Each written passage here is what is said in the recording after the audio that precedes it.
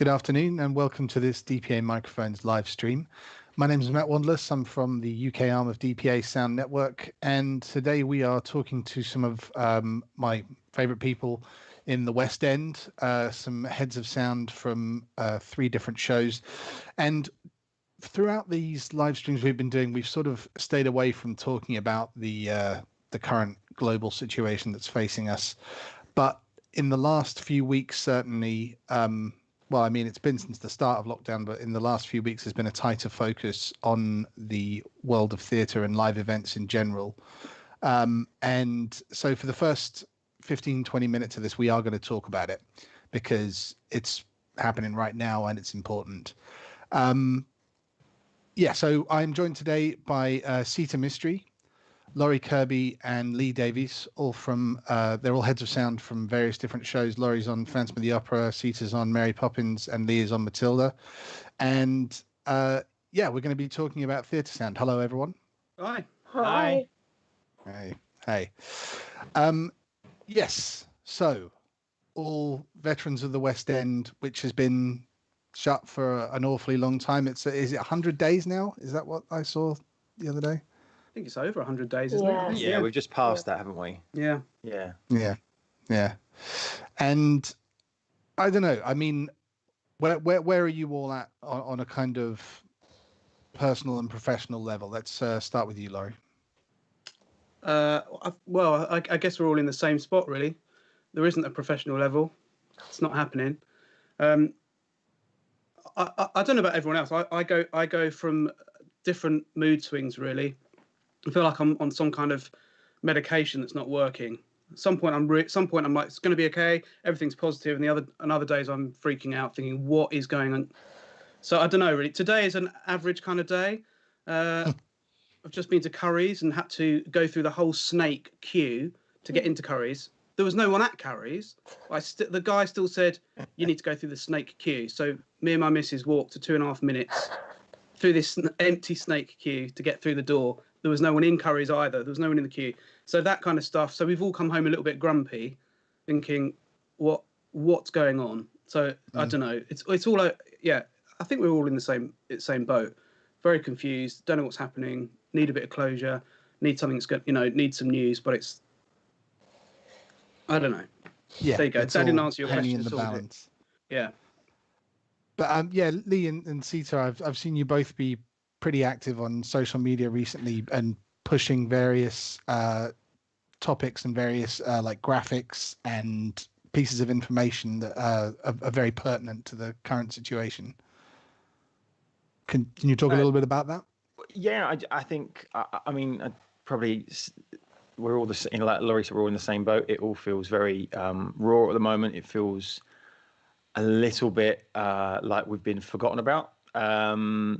In terms of an industry, a massively creative industry that doesn't just deliver to theatre, it delivers to local, the local kind of industries around it. So obviously in the West End, for I think it's every £1 spent, there's £5 spent in a local business somewhere.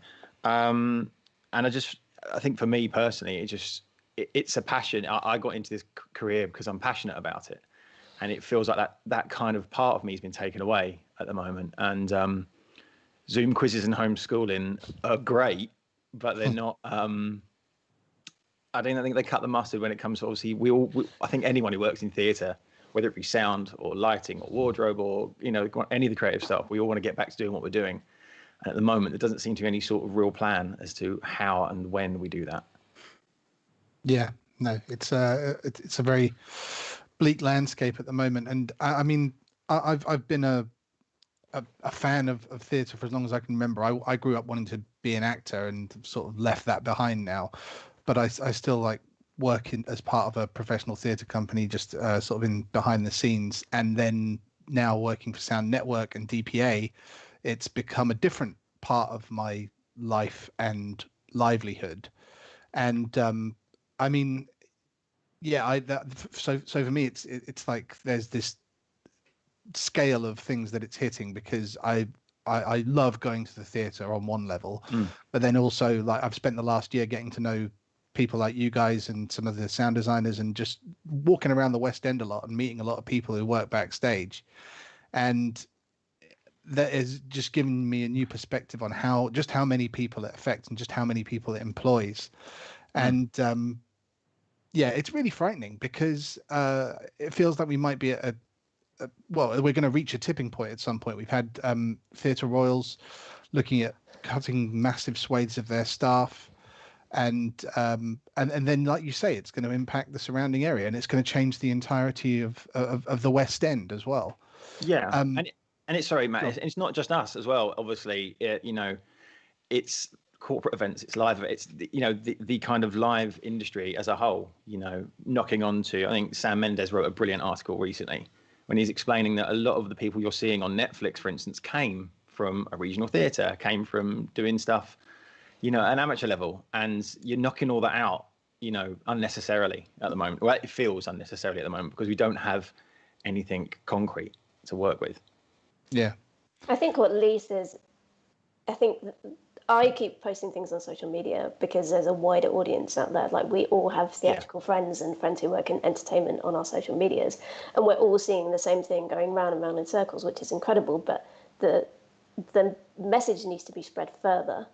And I have non-theatrical friends on social media, so for me, it's about trying to get that message into the real world, because it feels like we're all really angry about it. We're losing our lives and nothing seems to be done about it. But there are a lot of people who, for instance, somebody, I think it was Piers Morgan, put something on Twitter about how the theatre industry needs to be saved. And some of the comments on there were, theatre's only for the middle classes, nobody can afford a ticket anyway, maybe they should drive their prices down and more people could come.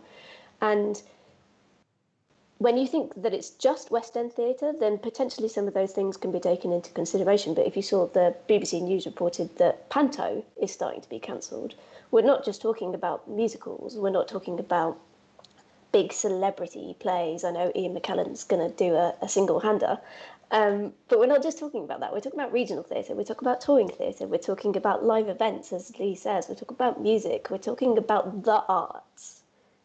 As much as we feel so passionately about it because we work in it, there's a really huge picture here that's being ignored. And rightly so, as Leigh said again, it's not necessarily just about our industry, it's about how we support the industries around us, the restaurants, the bars, the shoemakers, the costumiers, the set builders. For me, one of my kind of biggest highlights of my career would be to work for Autograph Sound. That's kind of my top hitter. That's where I want to retire. But if we don't perform to audiences, supply companies don't exist. So we're just knocking out currently business after business after business because there is no funding. And if you lose the basic performance, then you lose so much else, and so many businesses go under and so many careers are lost. Yeah, and there's massive connections as well. I always say this, we don't do many things in this country anymore. We have financial services, we have tourism, our manufacturing's nothing like it used to be. And we had a guy around at the house the other day, and he's a gardener, and he's a friend of a friend, and I booked him to take down this huge tree, which I couldn't have coped with. And we're chatting away, and he said, "How's work going?" And I said, "Well, we're screwed." And he said, "Well, the problem is it's such a niche market." And I said, "Pete, what happens to you if I lose my job?" And he said, "Oh, right, yeah." People just say, "Well, it's just a load of people prancing around on the stage. Why should we look after them?" Well, to make that point that gardening is connected to theatre, he didn't get it, but he got it. And I said, "Well, it's just me. I don't book you to come and do any more work, and 5 other people where I live are in the business also don't book you. You could lose 10 clients next month." Yeah. So it is connected. It's not just a load of thespians who say, "Well, I want to run around on the." It's insurance companies and couriers, and we're especially in the West End. I saw Boris at Pilgrim Pizza saying how wonderful it was that we're all opening, but I don't think, no offence to Pilgrim Pizza or Pizza Express or anywhere else, but in the West End, I think maybe some niche restaurants will survive because you go into London to a niche restaurant or a boutique, the Ivy or somewhere. But you don't say, "Well, let's go into the West End to go to Pizza Express." You're in town, you're going to a club, you're going to cinema, you're going to theatre, you've been out all day doing something touristy or entertainment-wise, and you go to Pizza Express. So what are you going to? Why is Pizza Express going to be packed on Saturday in town? There's no one there to go. Yeah. You know, I don't understand why we're opening all these places, and I would say it's another couple of weeks before chains start to close down in central London, because no one goes into town to go to Pilgrim Pizza. Yeah, I don't get it. No. I think it's any areas around, near theatres, like you say, the theatre closes down. A lot of the UK tourist industry is based on the theatre. You know, people might go to St Paul's during the day, or they might do this during the day and this during the day. But once it hits 7 o'clock, what is there to do? You go for dinner, or you go to the theatre. You go to dinner, then the theatre, and then something else, or you go to theatre, then dinner, then something else. We are an integral part of the tourist evening. And if we don't exist, then the people who can't afford tickets to see Book of Mormon in America are buying flights and spending money on hotels to come and see Book of Mormon in the UK, because it's slightly cheaper for them to do that. If Book of Mormon doesn't exist here, not only are they not seeing it over there, but we're not taking that income either. Yeah. And as you say, Laurie, there aren't many things that this country does that are unique anymore. And this, you know, there are only 2 places in the world like this, and we've got one of them, and we're ignoring it. Yeah. And it's, so I mean, rather than just talking about the situation, because I think people are very aware, although it's very good to hear individual takes. Like Sound Network, you know, we don't have the most amazing platform, but we've always kind of shied away from anything overtly political or in any way controversial, because it's, you know, we're a business, not a personal platform. But we've been sharing the We Make Events hashtag from Plaza, and the video that's been going around, which does illustrate some of these things, which can throw a light on things that people may not have considered if they're not directly part of the events industry. Are there any other organizations or places that people should be looking that you're aware of? I think it depends on who you're looking at, because like Seeta said, the reason I'm a bit of a Twitter warrior about it is because it is those people that are outside of my group that are in theatre. So for those people that are my mates or people that I'm in some sort of associated with that don't understand what I do and that sort of thing. And we're in a really tricky time, because obviously this weekend pubs open. So for a lot of the country, we're not in the lockdown that we were 6 weeks ago. We were the first ones in, we'll be the last ones out of it, you know. So I think the Plaza thing's brilliant, and I think we should all know that. I saw someone, a colleague, put colleagues, not competitors at the moment. We have to pull together. You know, I think there will always be some sort of race to be the number one on the new show, or to get this gig or that gig or whatever. But at the moment, they aren't there. Those things don't exist. So we need to, as a united force, be that thing. Write to your MP. Oh God, you know, it's endless. I wrote to my MP and I got a very, you know, the stereotype back. It was the template, but that shouldn't stop any of us doing it. Yeah, because... I think that's really important what Leigh's saying, because I wrote to my MP and said, if you had, you know, I live in Tunbridge, so there's quite a few sort of industrial estates, and I wrote to him and said, if there was a carpet factory in Tunbridge closing down with the loss of 1,000 jobs, you'd be all over it. But there's thousands of people who live in your area who, just because something's happening 30 miles away in London, it's exactly the same issue. You're about to have 1,000 people in your area signing on and losing their jobs. It's no different. I mean, to be honest with you, I always, as you know, Matt, I'm quite apolitical, but he's conservative, but let's not get into that one. But he's been positive in terms of his responses, but it's quite interesting that it's hard to get him to realise that it's happening here just because our business is 30 miles away. There are people losing jobs in their constituencies, and lots of MPs won't realise how many people live where, you know, because we don't all live in Covent Garden. You know, it's not, we all live in any city. Most people who work in the city don't live in the city, or Manchester or Birmingham, it doesn't matter. Yeah. Everyone commutes out. But and so These are Sorry, Laurie. situations that are happening in their own constituency. Just because the business isn't closing on their doorstep, it doesn't mean people aren't losing jobs on their doorstep. Yeah, and sorry, just to jump on that, I was saying also it's I think the one criticism could be that obviously it's the West End going, well, hang on, it's the West End, but this isn't London centric. This is not. The Royal Exchange yesterday announced that they might be losing 65% of their staff, and that's a brilliant place to work. If you've ever seen anything there, it's amazing. It could very well easily be one of the kind of Southwest creative, one of those kind of theatre companies that come from the Southwest. It could be any of us. It just so happens that the focus is obviously for us because the three of us work in the West End, but the West End is the one that's the kind of everyone looks at that being I guess it's because it's commercial, so it's the most money made, but that doesn't mean that it's not everyone else, because there are some brilliantly diverse companies out there doing brilliant work and enabling people to get into the arts. Panto's like you said, Seeta, Panto for me, that's how I first came into theatre. So if my kids can't see a Panto, I've designed a few Pantos in the last few years and my kids love them, and that's their first entry into theatre. I think that's the thing that, sorry, Leigh, we have to remember it's not just the West End. No. It's regional, it is everywhere. I was introduced into theatre by my mum, and my first ever job was working front of house in a theatre. She still works front of house at that theatre. Right. And that's her job, front of house usher, supervisor, duty manager. She's not working at the moment, so she has no income. It's not just about the people on stage singing and dancing. It's not just about the comedians or the musicians. They are the performers. They are integral. Yeah. But it's the bigger picture. It's all of the people front of house. It's all of the people upstairs in the offices. That's where we need to kind of push through. Because as Laurie says, yes, for us, I live in Tottenham, so I'm pretty close to town. But there are people who live in Letchworth, people who commute from Brighton, people who commute from the south, people working in Chichester, in Edinburgh, in Cardiff.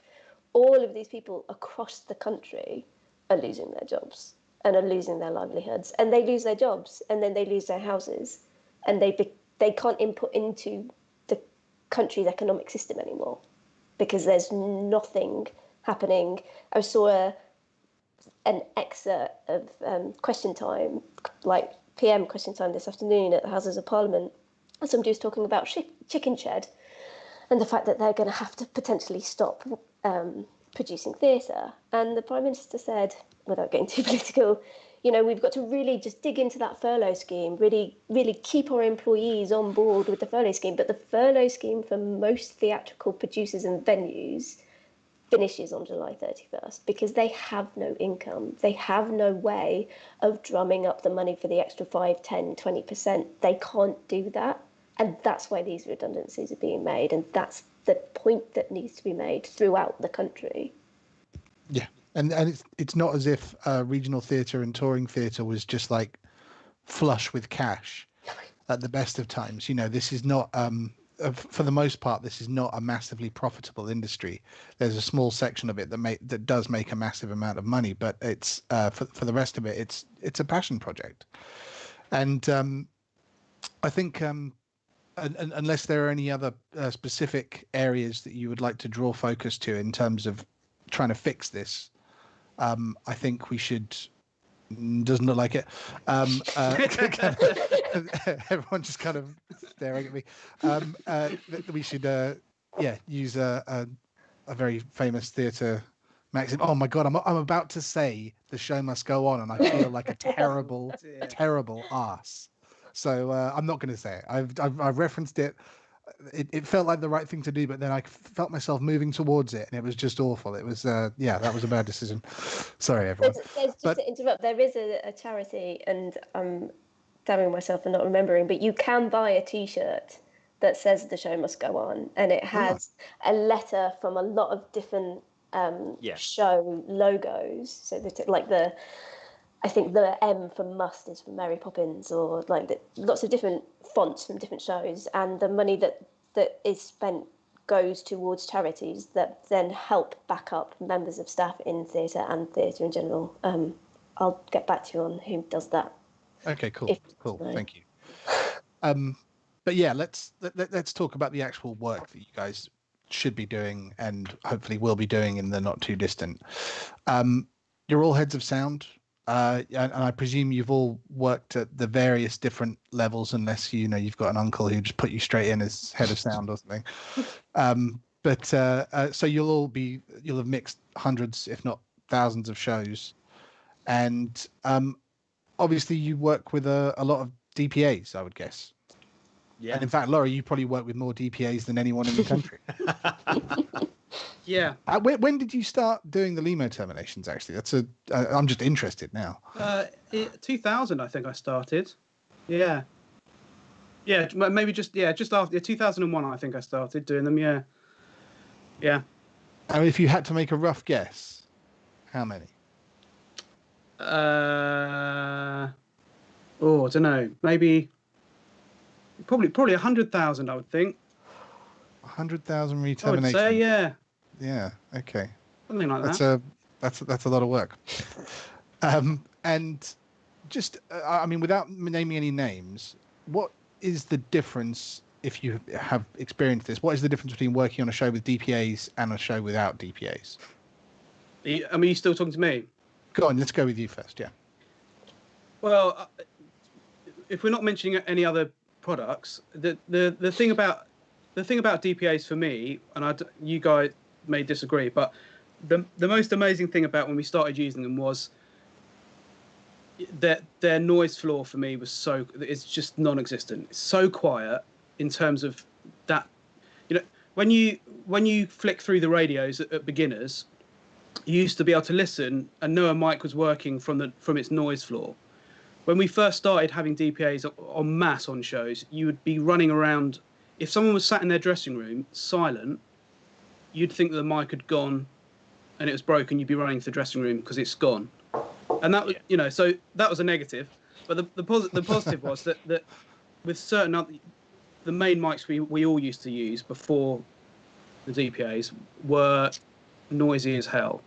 And obviously that transferred, actually when you put it into a system. But that's what I loved about them. That was the first thing that I realised that was so great about them, that there wasn't this incessant noise from them, which comes from a certain other brand. And having never mixed a show myself, what impact does the various different qualities that they have on the role of a mixer within a show, Seeta?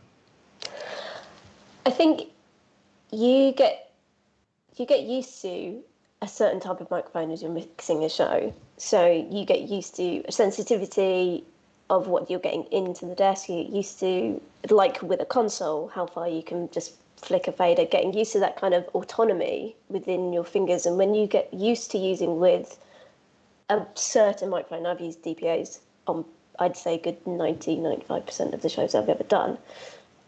You just automatically understand what it's going to sound like and how far you can push it and what different positions on a DPA on a person will be. That you can instantly hear when you mix a show without looking up if somebody's microphone's moved a centimetre either upwards, downwards, left, right, and I think a lot of us get into what can sometimes be a bad habit of picking up a walkie-talkie and speaking to the person backstage before we've even looked at what's happening on stage, because you can instantly hear that change. Yeah, I'd say consistency is a key element, across the different capsules. I think that kind of goes on from what Seeta's saying. You know what you're getting.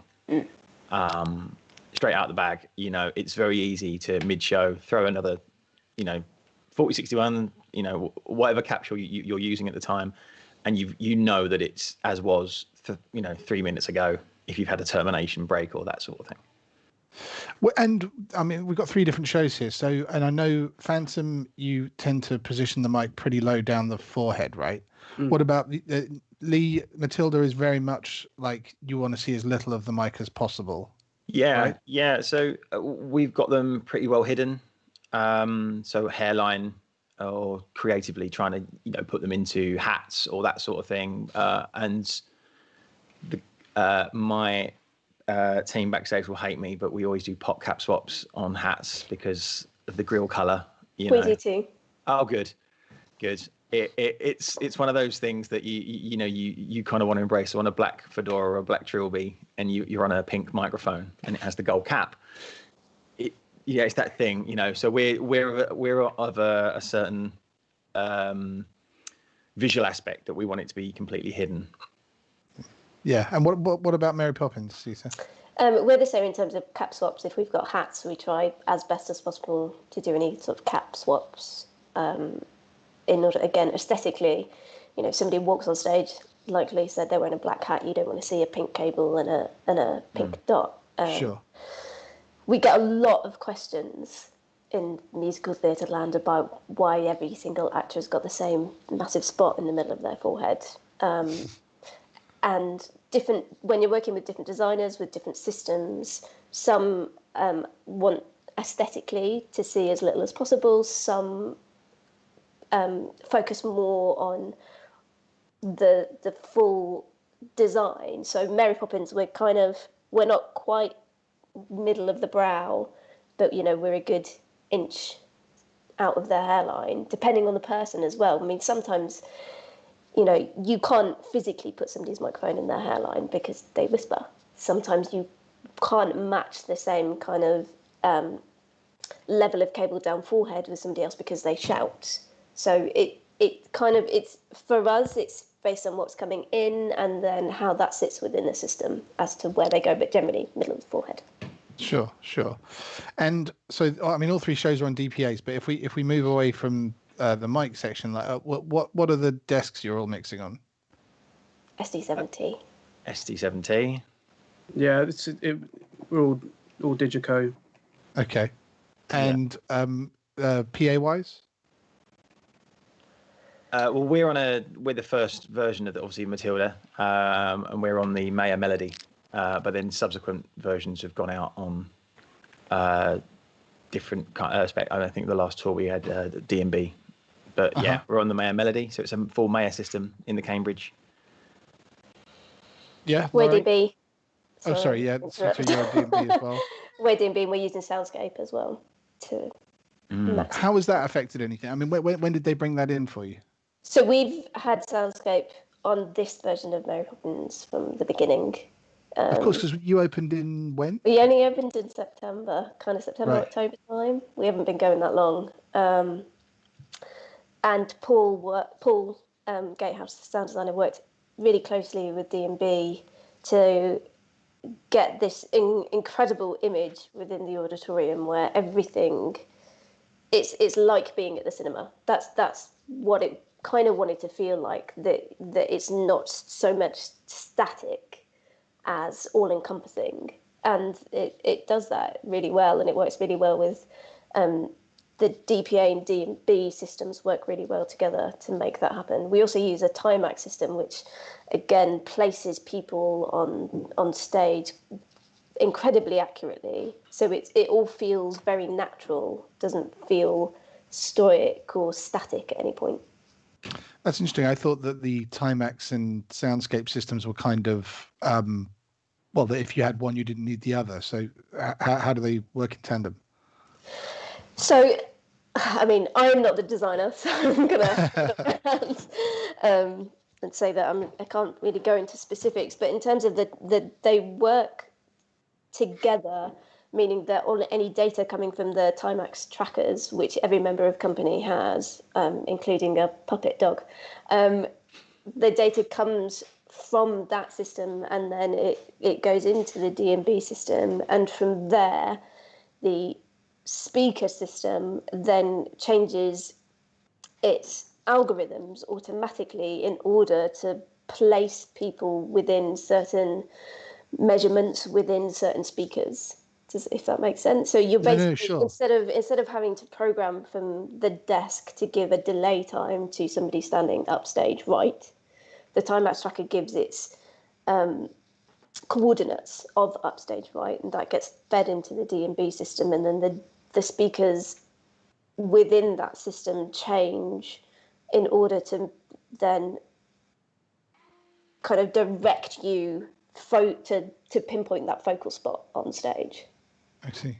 Are you using any of the are either of the other two of you, Laurie, Leigh, using any tracking software, or are you No, we're not. looking at old school? No, we're we're old school. Did you ever? I mean, have they thought about upgrading it to those, or are they just? What's the reason not to go for it? I'm just curious. I don't know. I think you'd probably have to speak to Simon, but it's probably as a show, it is a show that's contained and is a thing. So as a production, obviously I think for us with the dialogue, for instance, when we hide them, we have a 9-year-old at the heart of the show. So we shouldn't. Although there are moments of peaks and troughs within the mix of dynamics, you kind of want to feel that we know. I think any audience member knows that in a musical they're wearing microphones, but you want to be able to suspend that disbelief and believe that the 9-year-old downstage centre or upstage centre, the noise is coming from her. So I think a lot of what we do is more just in the mix rather than anything else. But obviously, yeah. So we're quite old school. And how much does the mixer have to react and change things on the hop with that kind of stuff? Do you have to actually control it live, or is it very, very tightly choreographed and the system does it for you? Laurie. Yeah, I mean, everything is. It's people look at the desk these days and say it's all automated. And I always think, I mean, I don't know, but I have spoken to a friend who's a pilot, and we say there's quite a lot of similarities in terms of, we can't crash it and kill anyone, but in terms of there is an element of it that you will never be able to automate, and that is the mixing side of it. You can't automate. You can do so many things that will help you. For example, you can push one button on the desk and it sets you all up in terms of your sends and feeds and delay times, and that's great. So all those things that probably 15 years ago during one scene you'd be going along every single channel, setting up every single aux, changing everything. Those things have developed over time, but the mixing of it in terms of that individual being mic'd and ending up under your fingers has never changed, and I hope never will. Because it's a creative thing. It's a bit like saying, well, we've created a robot now to paint a picture. Well, okay, I'm sure it does it brilliantly, but there's a human element that you can't automate, and so that doesn't change in any show. And when it does, it's the day I leave. Well, I see. You've got kids in the show. We've got 9 kids on Matilda, and they rotate. Probably we have like 4 or 5 different rotations every week. So it can be like having 9 covers or understudies because you've got a different combination coming at you every night, and plus the combination of understudies that you might have on in the cast or the depths in the band. So that it's the human response that I think is the biggest thing that you won't be able to automate. You can't, But what's amazing is that we still get people saying, "Are they wearing microphones?" or none of that music's live, is it? And you go, well, I mean, in Matilda, our band are remote. So we are, obviously, there is a physical, visual element that we are missing in that there's no pit. But we make sure they come up on stage and have a bow at the end. We announce the conductor at the start, Yeah. I think that's it. Like, as Laurie said, and going to what Leigh said, with kids and microphones and swings and covers, the console can only do so much. So you can EQ and you can gain and you can change settings and dynamics as much as you want. But at the end of the day, until that performer is on stage, whether or not they're a child or an actor, you have no idea what they're going to do. One day they might be giving you absolutely everything. They're on top of their game. The next day they might be feeling a little bit under the weather, or it might be a second show in one day, and they're fighting something. They're a little bit tired, and you cannot program a console to deal with that. That is human interaction. Yeah. So it's on you and on your ability to be able to deal with that as it's happening live in front of an audience. Yeah. It's one of the integral things about theatre in general is the live aspect of it. I mean, it's great that all the there's loads of streaming stuff out there at the moment. But I mean, early on in lockdown, we tried to watch the live stream of One Man, Two Governors, which I'm sure is a great show when you go and see it live. But watching it on TV just it didn't work for me at all, because that live component, everything, actors play it much bigger than they do when they're on TV, and it just doesn't quite work. Although I will be watching Hamilton on Disney Plus tomorrow night. What is the worst thing that's happened during a show? what is the worst thing that's happened for your job during a show, Leigh? The worst thing that happened to there's so many. It's probably, I think, because of what we're doing. It will be the mistakes, it will be the errors. Like we've just said, it's human. It's the human response. It's the thing that makes us very talented in what we do. It's also the thing that makes us get it wrong. Matilda has over 100 sound effects in it. And I'd be lying if I said one of them hasn't come in the wrong place. And you've got to get your way through it. And some of them are, massive kind of chain of events that you think there's no way I'm getting out of this very easily. And yeah, actually, I said I've never mixed a show, but I did used to do lighting when I was at school. Mm-hmm. And in A levels we did 2 by Jim Cartwright, which is it's a 2-hander, about an hour and a half long. And at one point, one of the actors just leapt 3/4 of the show ahead, and it was just like trying to figure out where they were going to go next. Yeah, is that's the kind of thing we're talking about? Yeah.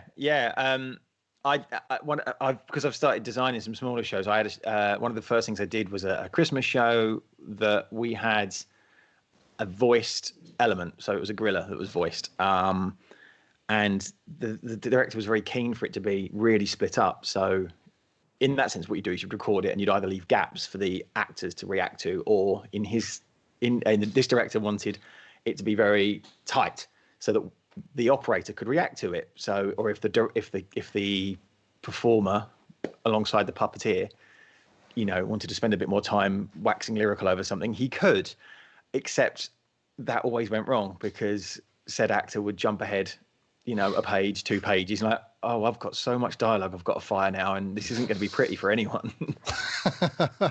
So there's all this nonsensical like guerrilla stuff going on, and there's a poor actor left on stage stranded. There's an operator panicking because he doesn't know where he is in the script now, and he's just firing happily to get through it. So I think it's always sound effects, isn't it? Both, I think. Yeah.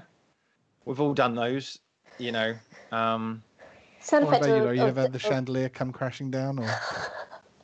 No, Phantom's, although it's quite a high-profile show, it's actually it's quite easy in terms of the sweaty palms moment. The hardest thing about Phantom is mixing it on a nightly basis because it's such a big orchestra.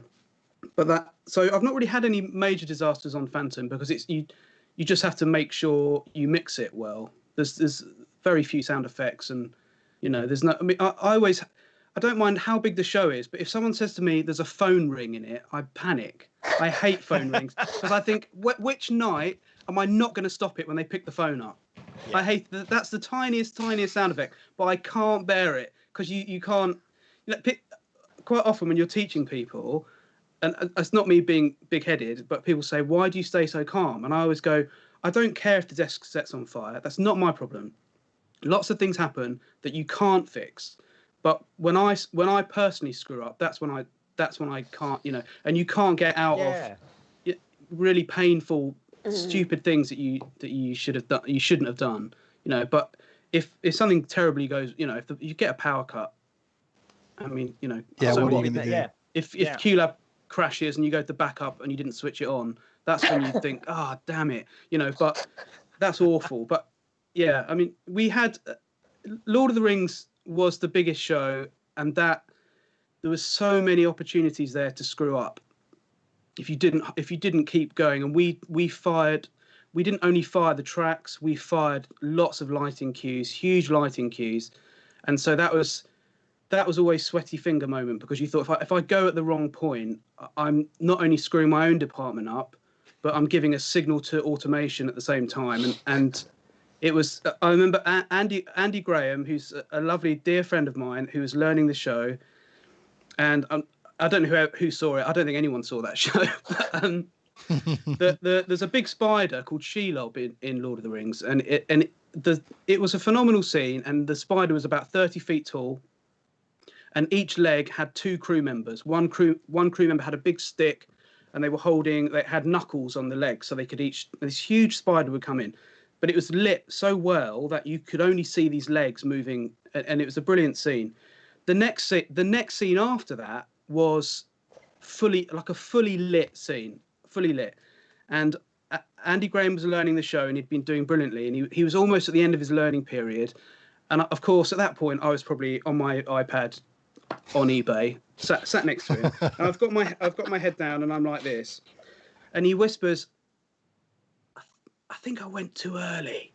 And I wasn't really paying attention. And I said, be all right. Don't worry, mate. It's fine. Like that. And he said, no, I think I went too early. And I looked up, and the entire stage is lit. And there's 40 crew on stage, like, not knowing they can't go anywhere. The stage is empty, apart from 40 people, fully lit. And and the poor guy was shut, and that's when I started to slightly go, right, I don't think there's any point in going back. Can't go back.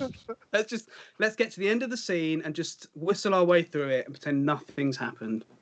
But yeah, moments like that you can't bluff or get away with are awful. But they also eat you alive at the time, don't they? So yeah, I'll take that home with me. But now we can look back, and that's not uncommon. You know, obviously, poor Andy, but I think we could trade any number of stories. We'd be here all day for things like that.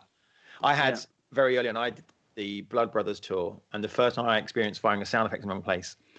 AMEC 56 recall, CD player with a remote, when the remote used to hang over the console and you just hit away.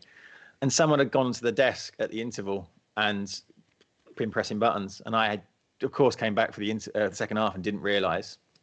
And the first sound effect of the second half is the dad. You don't see him, but he toots the horn, and the line is, "Come on, Edward, Daddy's getting impatient." And someone had skipped forward to what sounded like someone doing massive donuts in a car park, because it was the robbery scene, and this car went, and the actress on stage just dropped any sort of kind of fourth wall and looked out at me and went, "Come on, Daddy.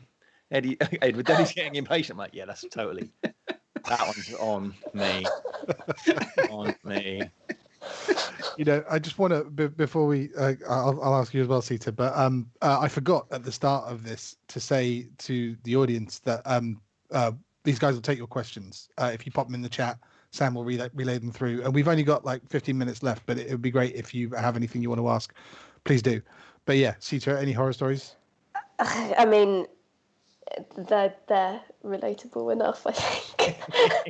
I think, like, as Leigh says, it's really great to be able to look back at times like that now. But when you are in the moment and you either took the sound effect cue too early, or the cue is linked with a desk cue, which then changes your CGs, and then all of a sudden, not only have you taken the cue too early, but you've lost the person talking and you can't put their mic up, and then you have to go through a series of different button pushes to get back to where you were, and then the line's gone, and then you need to fire the effect again to get back to where you need to be, but then you didn't meet the something and the something and the something, and our job is to do all of that in seconds without faltering. And it's amazing when you can look back on it now and you go, oh my God, do you remember that one time that we did that? Wasn't it hilarious? Do you remember that one time that we totally forgot to battery up the principal actress's microphones because her dressing room was locked, and then we didn't catch it quick enough, so she went on stage for her 3 big numbers and effectively had no microphones. Do you remember that? Wasn't that really funny? At the time, when I stood in front of you saying you are really lucky you have your job, we weren't laughing. But now it's like, oh... But I think that the things like that, you know, it's live, we're humans, it's what makes the show better. But our job most of the time is to react. Everything that else we do is learned, and we can do it, and we can do it so quickly and it looks effortless, but there are so many things going on in our brains. The minute you misstep that, the minute you go, that doesn't quite sound right, I'm just going to just change that EQ a little bit, and then you've lost a line or you've not taken a button push, and it eats at you, and you go home that night and you go to bed and you can't sleep, and you wake up the next morning and you think, I'm going to go into work and so many people are going to shout at me, or I'm going to get an email from somebody, and it's just like, oh my God, and then it gets to 7:30 and you've got to do it all over again, except you can't concentrate on what you did wrong because you can't do it wrong again. So you've got to like push past that. People don't appreciate that people always look at you really surprised when you're talking about an element of the show and you know everyone's lines. They don't grasp the fact that you know the script inside out. They have no idea. They think that everything just happens automatically when they step on stage. So when you screw up, there's not a lot of sympathy for us, because they think, well, what were you doing? And you're like, well, I'd just done 16 other things in that one bar, and I just was slightly late, or something happened like that. They don't realise that, there's Phantom has 3,000 lines of dialogue, and they always go, well, what were you doing at that point? Well, there was 9 people all singing individual lines, and I just missed the trump. It's really surprising how, and the people who are most surprised are cast when they come to talk to you about something and they try to explain this moment in this show, and you're like, yeah, I know that moment, I know it, and I know all the lines, and they're like, what? Whoa, wow, you really know it? It's like, yeah, because it's ingrained into my brain. I have to know it. That's why I like that's why I like having. Like, it's always interesting when you get a swing or a cast member say, "Can I sit at the desk?" Yeah. Absolutely, you can, because I think that, because I don't know what a cast member goes through. I see them doing what feels like, a bit of kind of Mr. Motivator on stage, but I don't understand why they're doing it, before the show. But therefore, I understand that what they need to do to deliver what they do. Me, having them next to me, and then they go, I had a friend, I did Les Mis for 2 years, and he, through those 2 years, mixing away, and then he came and watched me do something else, and at the interval he said, did you do all that on Les Mis as well? I went, what? He went, all the moving of those things. I went, the mixing? He was like, yeah. And he's like, what did you think I did? I went, I don't know. I thought you just pressed start and away we went. And I think that's I hate the sound operator term. I'm not an operator. You can call me I'm not an operator, because an operator is someone that just delivers a button press and, that sort of thing. Difference is massive, So the sound engineer, which don't get used that often in theatre, I think I'm trying to reclaim it for the theatre, because we are sound engineers rather than just sound operators. I think that's something that gets talked about a lot within our circle, because we're often compared to lighting operators and automation operators, and our job, without taking credit away from anybody else, is never exactly the same. It's not one button or a couple of buttons in a sequence that's exactly the same every night. We have to be listening and looking. Like, you cannot mix a show looking down at the faders, because something will happen on stage and you will miss it. Likewise, you can't do a show without listening to what's going on. Even if it's just one person on a microphone, if you aren't listening, something will happen that you haven't reacted to, and that is your job. Your job is to make sure that the story is given across without fault as best as possible, and to make the audience believe in this world. And for all the costumes and all the lighting and all the set, if you miss a line, or you take a sound effect in the wrong place, or somebody's too loud or somebody's too quiet, it dispels that belief completely. And it is a topic of conversation among us a lot, because we often get put into this category that is non-creative, but we do an incredibly creative job when we're out there mixing the show. And it's recognised in every. I don't understand why it's recognised in all other genres. So there's an Oscar for Foley, there's an Oscar for mixing, there's an Oscar for sound design. It's not just sound. There's actually Oscars for mixing, and it's really weird that if you say you're a sound engineer in a studio, that seems to get much more cred than when we walk into the theatre. Their job is the same to ours in the sense of if no one mentions the sound and everyone loved what you did, that's the biggest compliment. I'm not there to show off. It's there to people to go, oh, I didn't even think about the sound. That's the greatest compliment. But that's a sound engineer's job across the board. in any genre. If you're mixing for a movie, of course you want people to be totally pulled into the movie because of your sound design or because of your mix or because of your Foley. But what you don't really want people thinking is about your sound. You want people to totally forget about it. Yeah. And that's what we do. But it's in theatre, it seems to be just totally ignored to the point of not, as in, people don't say to you, "Oh, it was so amazing. I forgot that there was even anyone was mic'd." They just say, "Well, I didn't notice anything. That means you can't be talented." Yeah. It's not a skill because I didn't even realise you were here. Like, weird, because if I transfer that onto a movie, people will go, "He's such a great sound designer because we don't even need to worry about the sound. It's so brilliant. We must have him." But in theatre, they go, "Well, because I didn't notice it, it's clearly not a skill." Yeah. What? How does that work? We've just had a question through. I'm going to bring Sam on because I think it's sort of slightly related, although it is a little bit sensitive. So don't eviscerate anyone with your answers. Sam. Hi. So from a chap called Hannibal, which is fair enough, I guess. And he says, do you get to a barter stage levels with singers and actors before every show and after each rehearsal? Which sounds a little bit loaded. So maybe it's just more about the process of working with the actors themselves to get the best results for both parties. Did you say bartering stage levels? Barter. Yeah, do you get to the barter stage basically? Are you bartering? Oh, I see. Are you arguing? I think is what he means with the actors, which sounds like he's talking from personal experience, perhaps, but I don't know. Yeah, so maybe it's more about how you guys work with the performers to get the best results. I always think if you're having an argument with a performer, you haven't done your job correctly. And I will take the flag that comes with that. But we are, it kind of goes back to something Leigh said earlier in a different context. We're not competing. Nobody in that theatre is competing. We are there to do a job. We are there to do a job together.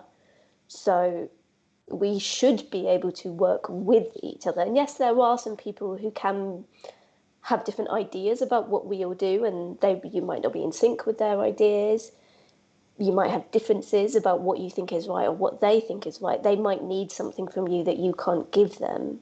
But I feel like our job, especially as heads of sound, is to make sure that we are working collaboratively with other departments to enable the show is exactly what it should be, as described by the sound designer, by the director, by the producer, wherever they need to fit in. It's not by trying to have a competition about who's the most important person. It's about recognizing what everybody does and how that makes what we all do special and workable. Yeah, I'm always dismayed by, particularly when I talk to film sound guys about this. There's quite a derisive tone when talking about actors, and that's generally because actors have been neglectful or dismissive of their role. And it always niggles at me because, like you say, it's a massive team effort to do anything like in these creative industries, and it always just pisses me off when I hear about people who don't respect any of the other departments or anything like that. But yeah, we've got another question from Sam. Sorry, from Sam to say it.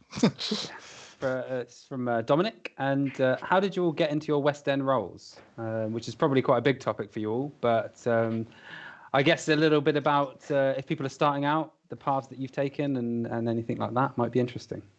Well, I think I'm like Matt. I did youth theatre, and then when I was like 11, 12, 13, and then during that time, my dad had always been a musician, and had stereos and hi-fis, and I would tinker with them, and what happens if I add another 2 speakers on it, and that's not good, that sort of thing.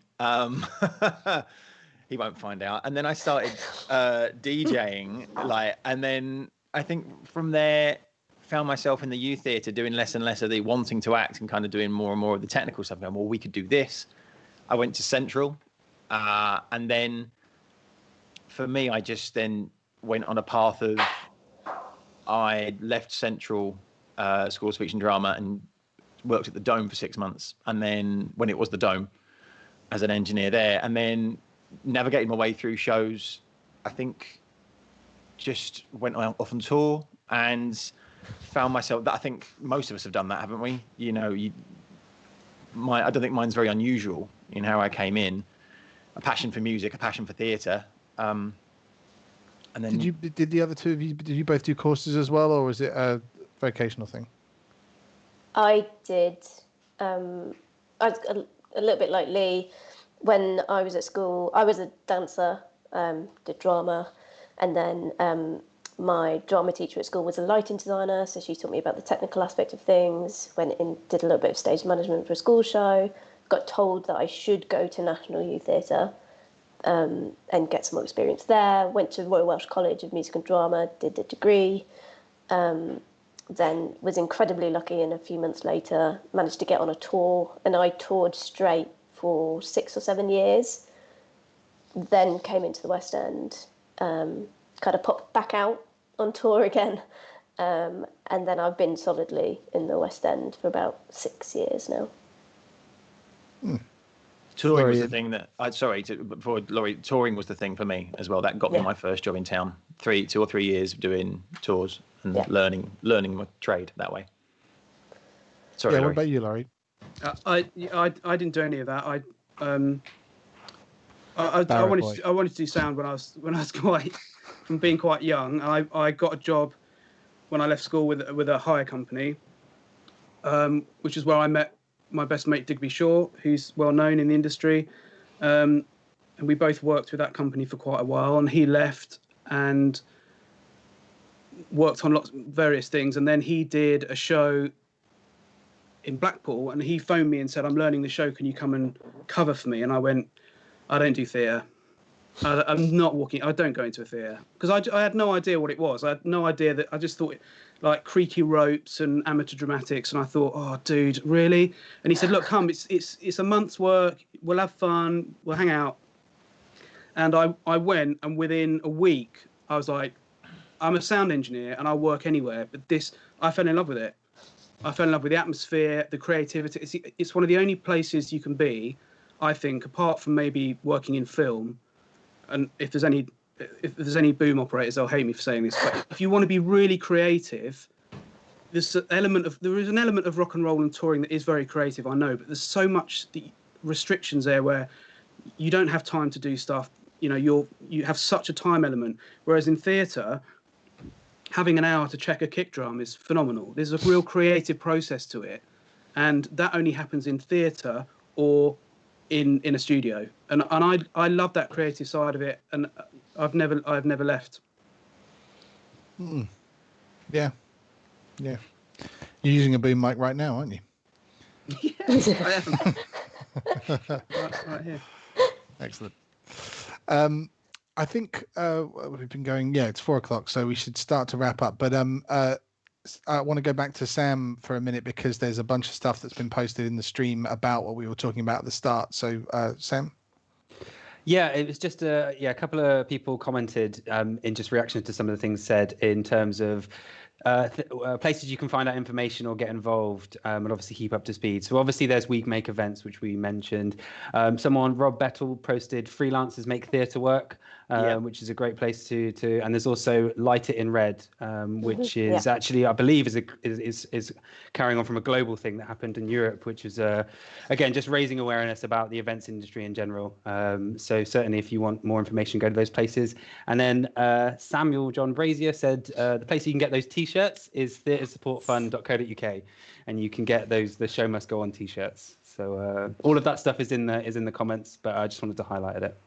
Is that Sam who works with uni, Seeta? Yeah, he's my deputy head of sound. See, one of the best things about Musical Theatre is that you get to curate your own team sometimes, and I'm sure Laurie and Leigh will agree. Having a good team on your side makes your job exponentially easier and better. Sam's my deputy head of sound, number 2. We've worked together before, and you work hand in hand with your team. They have your back. They do things like that. They go, "Oh yeah, I know that. I'll just let you know now." They hand you things and you forget things. Like, I'm an incredibly organised and very well scheduled person, but you slip up, and having a team of people around you that are like your family is unbeatable, especially in this industry, I think. And people who taught me that, Andy Graham, he was my number one at one point, Digby Shaw, I've worked with a couple of times, who has turned into one of my best friends, like Laurie. There are so many people in this industry that we all know and we've all worked with. You can't turn a corner in the West End without bumping into somebody that you know and that you have some sort of relationship with. And it's pretty incredible.